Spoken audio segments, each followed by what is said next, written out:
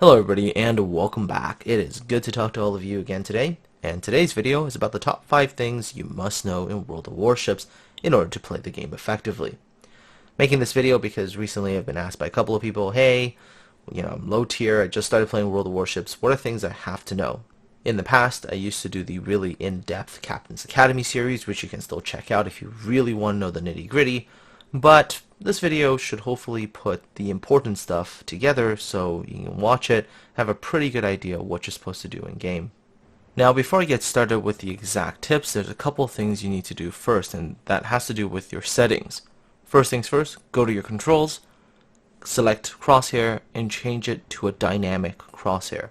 This is important because when I'm going to talk about aiming, you're going to be using the dynamic crosshair.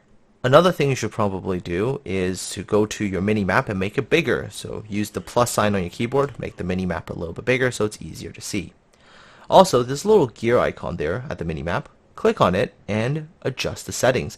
And there's one setting there called last known position marker. Enable that, because that last known position marker will show you where the last time an unspotted ship was spotted.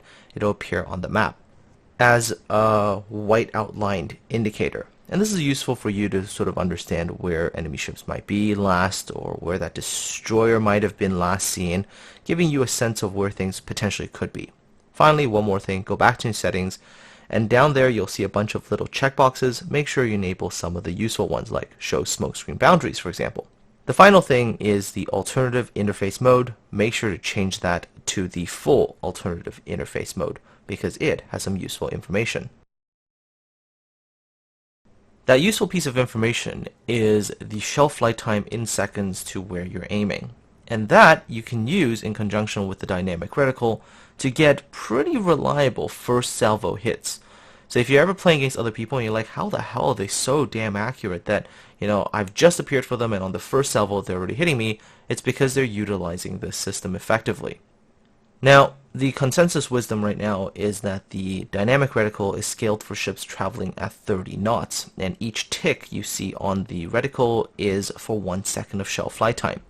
So as you can tell right now, for my ship, which is the Roma, it takes 8.7 seconds for my shells to reach downrange, and the Montana there is traveling at exactly 30 knots. So you can count from the little ticks, shall we say, on the reticle, that I have tick number 5, tick number 6 is right at the bow of the ship, 7 is before the first turret, 8 is at where the second turret is, and 9 is in the middle of the ship, and I'm aiming for that little spot right between the middle of the ship and the number 2 turret. And watch the shells, right, 8.9 second flight time, and you'll see they'll land pretty much right there. And there you go. See it? Right in the middle there is where I was aiming and where the shells are going to land. Now, of course, in real games, ships don't always sail broadside. They come towards you, they go away from you, and so you do have to make adjustments. Either aim closer, aim further away, lead a little bit more, lead a little bit less, depending on their speed. So you do have to make adjustments. This is only the baseline minimal thing that you have to know, and then of course in game you can make adjustments, right? If they're 2 ticks too far to the left, 2 ticks too far to the right, you can make that adjustment quite quickly once you know how to use the dynamic reticle.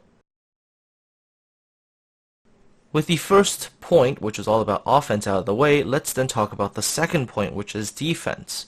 Again, I'm going to keep it simple. 2 things you have to know when dealing with defense. 1, auto bounce and how to abuse it, and 2, overmatch.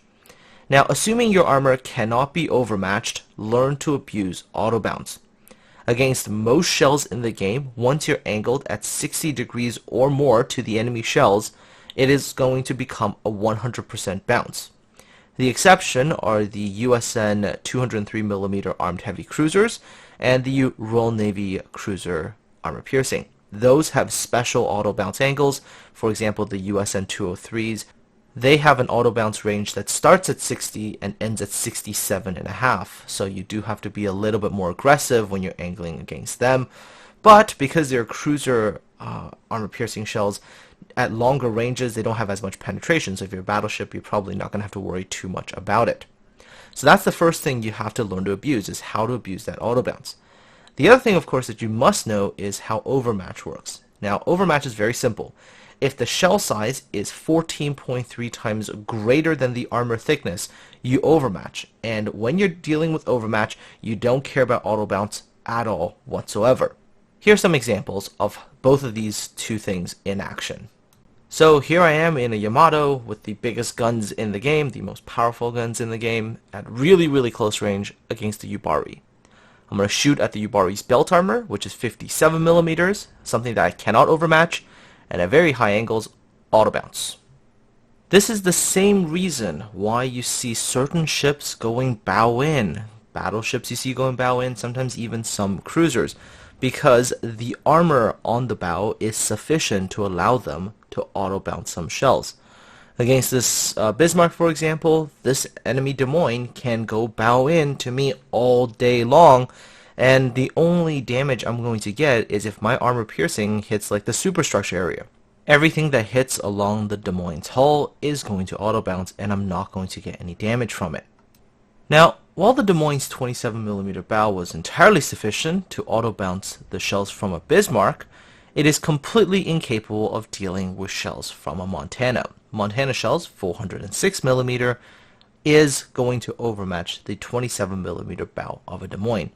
And in this case, no auto bounce check happens, and a Montana is going to be able to penetrate or citadel a Des Moines directly from the front, as you will see in this little clip, where that previous salvo I was able to get penetrations, and on the very next salvo I'm going to obliterate this Des Moines off the face of the planet. Therefore, when you're playing the game, it is very important to know what you can auto bounce effectively, what can overmatch you, and what you can overmatch with your own guns. The next important thing is shell selection, and here are the sort of typical rules of thumb for using armor piercing or high explosive. If you're a battleship, you're using armor piercing almost all the time. Anytime you see a broadside target, you want to be using armor piercing. And also use AP against targets you can overmatch, as I mentioned in the previous overmatching little tip. Royal Navy battleships are probably the only exception because their high explosive is just that good. They have a quarter HE penetration, which is shell caliber divided by 4. That's how much armor they can penetrate. And they also have very good fire chance. So for battleships, Royal Navy is probably the exception. Cruisers. If you're playing cruisers, use armor piercing against broadside targets. Other cruisers, if they're going broadside, you want to use armor piercing. If you're up against the battleship at closer range, you also want to be using armor piercing if they're going broadside. Don't use armor piercing against destroyers as of yet, because if you do, you will overpen and you won't do much damage. Once again, there is a bit of an exception to that. If you're playing German cruisers, you actually can keep using your high explosive, because you do have the quarter high explosive penetration. So, yeah, that is sort of the exception, although it is still good, especially when you're playing like Rune or Hindenburg, to switch to armor piercing when the enemy gives you a broadside. If you happen to be playing a destroyer, in most cases, destroyer AP at broadside battleships and cruisers at really close ranges. Although, exception again, if you're playing the destroyers with like the Russian 130mm guns, you can use armor piercing against broadside targets a little bit further away. Don't use it against destroyers. Again, if you use AP against destroyers, you will overpen. For high explosive use, if you're a battleship, if you're up against a ship where you cannot overmatch their armor, you might want to consider using HE. So other bow-in battleships against you and you can't overmatch, go HE. If you're, let's say, a Bismarck or a Richelieu and you run up against a Des Moines and you can't overmatch that bow, you can use some HE. Cruisers, well, HE against pretty much everything that's not mentioned above when I'm talking about the cruiser section for armor piercing use. If you're up against anything that's a little angled or whatever, go to high explosive. And destroyers, again, pretty much the universal ammo for destroyers is going to be HE. I'm going to show you one quick battle example about the importance of switching to different ammo types to do damage depending on different situations. Take this engagement as an example. So I'm in a Salem, which is basically a Des Moines, same armor profile, and I'm up against a Richelieu. Now remember from earlier, Richelieu 380mm guns, I have 27mm bow armor. Richelieu, if I'm bow on like this, cannot penetrate me with their armor piercing. But at the same time, initially that Richelieu was kind of bow into me, so I was using HE as well. But as the engagement continues, the Richelieu comes out broadside right around here, so you'll see me go from HE to armor piercing. And the reason I do that is because armor piercing here is going to do really, really good damage. All you have to do is pay attention to the damage counter on top to see how quickly this damage racks up. Me, I'm still going to go as bow in as I can to this Richelieu, because if I go broadside, the armor piercing is going to nuke me. But as long as I stay bow in, that Richelieu is going to have to load high explosive in order to do any real damage to me. Furthermore, the Des Moines, as with all US and heavy cruisers, has that improved 203 bounce angle, so that's why I keep shooting armor piercing even when the Rish was somewhat a little bit angled to me. But as you can tell, there the Richelieu was forced to fire HE, but me able to pound away with AP and grab myself a lot of damage in a very short amount of time. The fourth thing requires a little bit more sort of, I would say, almost research, and that is concealment and how to use it correctly. So first things first, you gotta know your detection range versus the other ships in your matchmaking bracket. This will allow you to know which ships can sneak up on you, which ships you can sneak up on. You can also figure out which enemy ship is potentially spotting you. Is it like a destroyer? If that destroyer is keeping you spotted, then you're not going to be able to fall off a detect. Or is the only enemy ship spotting you the enemy battleship, and they're spotting you because you just fired your main guns, and there's that 20-second timer where your detect range equals your max gun range. If it's the latter and you're not in the world's best position, you could just wait that 20-second timer out and then just turn away and actually get out of there. And all of this is really, really important because it allows you to decide when you want to engage, when you want to go away, when you want to sneak away because there's too many enemy ships, or when you want to push your advantage, etc., etc., etc. Another thing you want to pay attention to is what can break line of sight. Is there like an island nearby, a smoke wall, something that allow you to break line of sight so the enemy can stop seeing you, and then you can continue to engage them. This is why you see cruisers hiding behind islands, or you'll see some ships using smoke cover.